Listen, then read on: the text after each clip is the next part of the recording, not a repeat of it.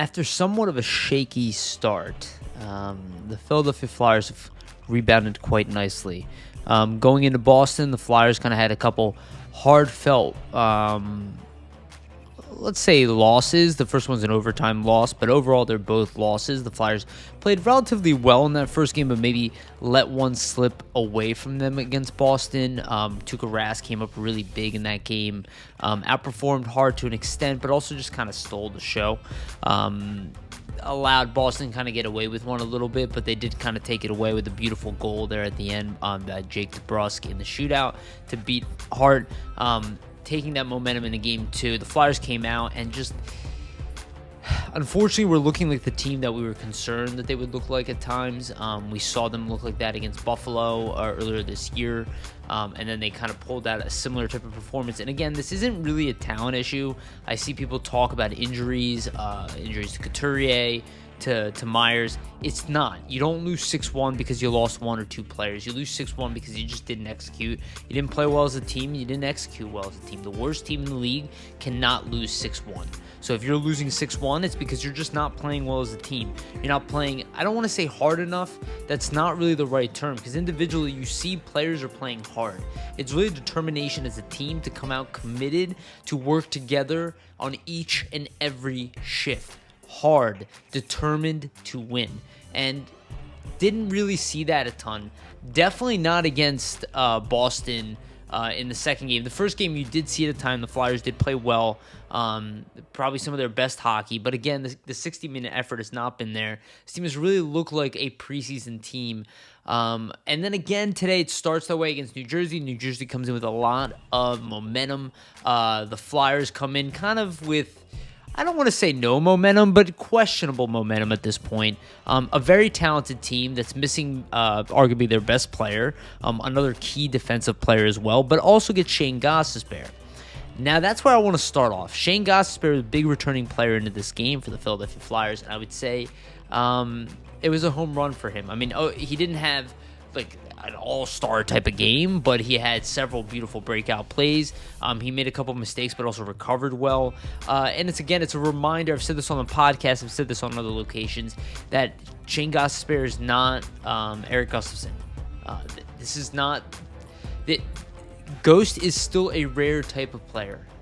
The issues that people see with him, I don't believe are the same as somebody like Gustafsson. I don't see the same level of issues because Ghost plays D. And it's not a huge knock on Gus. Like, he is one-dimensional type of player. But I always see Gostisbehere as more of a two-way guy in the right, that he's able to play the top pairing. He's proven it before. Erik Gustafsson played on a bad team. Ghost played on a really good pairing with Provorov. We saw some of that tonight. And hopefully that can continue. I don't want to get ahead of myself. I don't want to assume that this is going to be the case forever. But for right now, it was really nice to see him come in the lineup. And it showed at times getting the puck out of the zone. Overall, it was a team effort. The Flyers won this game 5-3. But the Devils did come out strong. The special teams were definitely on the Flyers side. They went with 2 for 5. JVR looks like a whole new player. And let's be a little careful now with this expansion draft. All of a sudden, JVR and Ghost are playing well. These are two players who are definitely at risk.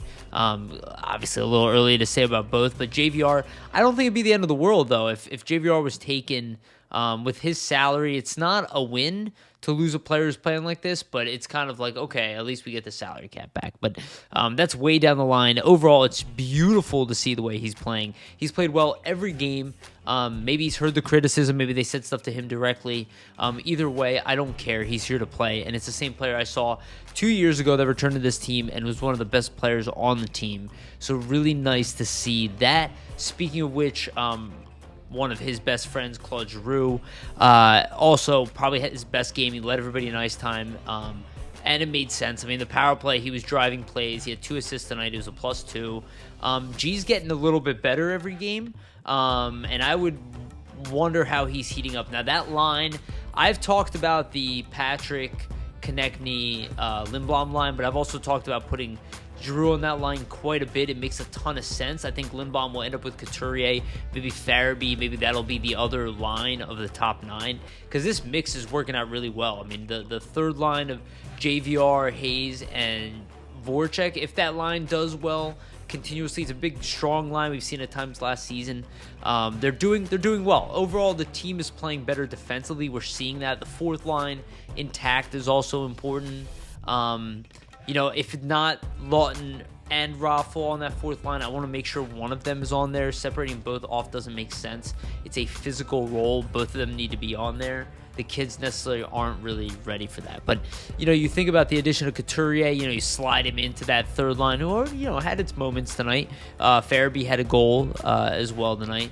But overall, you slot Couturier in there. Those lines probably won't be final, but you just look at that, and it's like every single line has a scoring threat. Nolan Patrick scores tonight on a beautiful setup by Giroux. Nolan Patrick he's going to continuously get better every game. I know people see that, don't think what he is right now is what he is. Realize I expected him to have an impact, point per game player for sure in his career. Right now he's already doing that after not playing for 2 years. So watch as his shot selection gets better.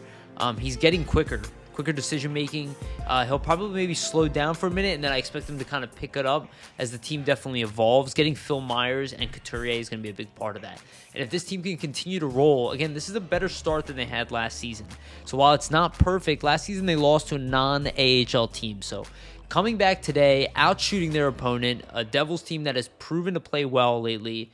Players like Jack Hughes, and again, they didn't have Nico Hischier. This isn't an example of a great team that the Flyers really need to fear, in my opinion. I think the Devils will come back to earth as the season moves on. But I do think it's good to see the Flyers kind of step up, take control of the game, play better hockey, especially after the first 10 minutes or so, and kind of come out and do it again. Now, they need to do it again against the Devils. They need to show they can instill their will. That's what they were doing last year. They haven't necessarily done that this year at all. They didn't do it in the playoffs. They need to rebuild that confidence in one another. And it's growing. Brian Elliott played fantastic. I think he probably is just doing exactly what Brian Elliott does. I mean, he's good to go. He's ready to go. I think Carter Hart has looked good at times. I think he's looked average at times. I don't think he's the reason the Flyers have lost any of these games. I think it's unrelated. I think the team needs to play better. This is the first time, this is a step in the right direction where I can actually say satisfied with the way they looked in a lot of ways. Before I was kind of complaining that they were getting by on skill. This is the first time where I'm like, okay, they did get by on skill, but they also played better for long stretches. I want to see more of that. I want to see less breakdowns. I want to see more lockdowns. It's obviously clear that losing Niskin and Myers and Couturier, just thinking of the transition from last year defensively, has hurt the transition a little bit, plus the offseason.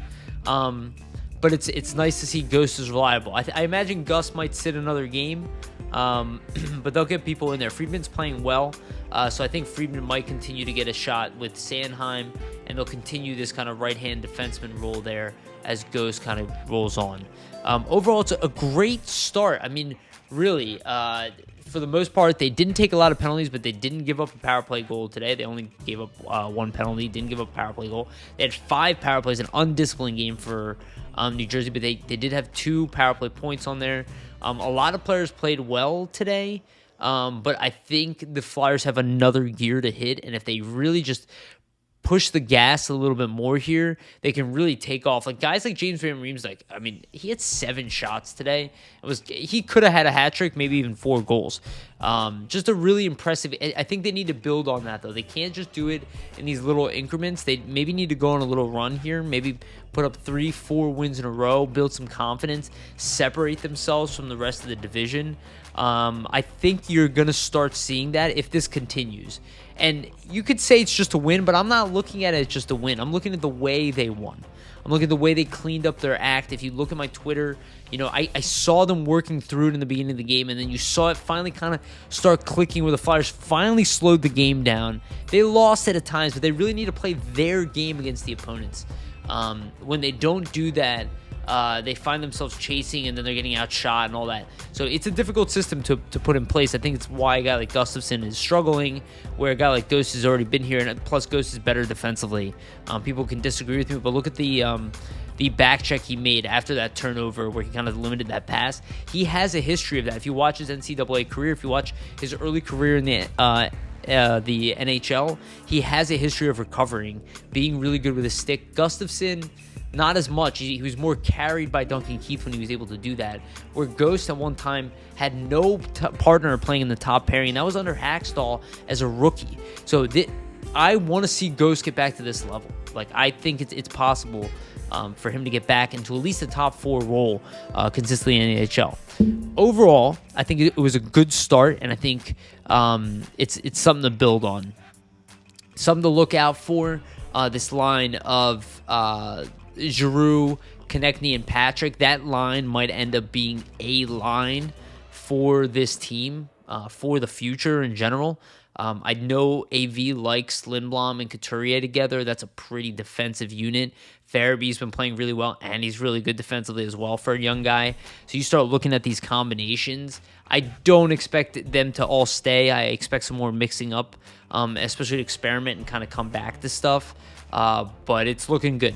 Looking really good. Really strong rebound after a horrible performance. And to come in and turn the momentum against a confidence team. I like to see that. And I like to see it on Claude Giroux's back.